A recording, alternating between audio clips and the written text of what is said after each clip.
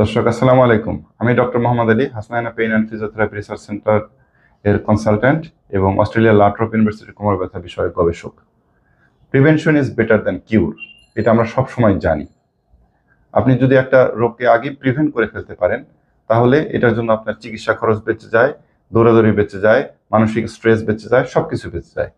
তো এখন বাত ব্যথা জনিত যে সমস্ত সমস্যা আছে, মাস্কুলোস্কেলেটাল প্রবলেম, এখান থেকে বেঁচে থাকার জন্য একটা বড় একটা স্লোগান আছে, সেটা হলো মুভমেন্ট ইজ মেডিসিন। এই তিন শব্দের এই সেন্টেন্সটি কিন্তু আসলে আমাদের জীবনকে ডিফাইন করে দেয়। আপনি যদি চঞ্চল থাকেন, নড়াচড়া প্রবণ থাকেন, অর্থাৎ আপনি একভাবে বসে অফিস করছেন, অফিস থেকে নেমে গাড়িতে চড়ে বাসায় যাচ্ছেন, বাসায় গিয়ে আবার বিছানায় শুয়ে টিভি দেখছেন বা কম্পিউটার চালাচ্ছেন বা মোবাইল চালাচ্ছেন, আপনি কিন্তু একেবারেই শারীরিক নড়াচড়াটা করলেন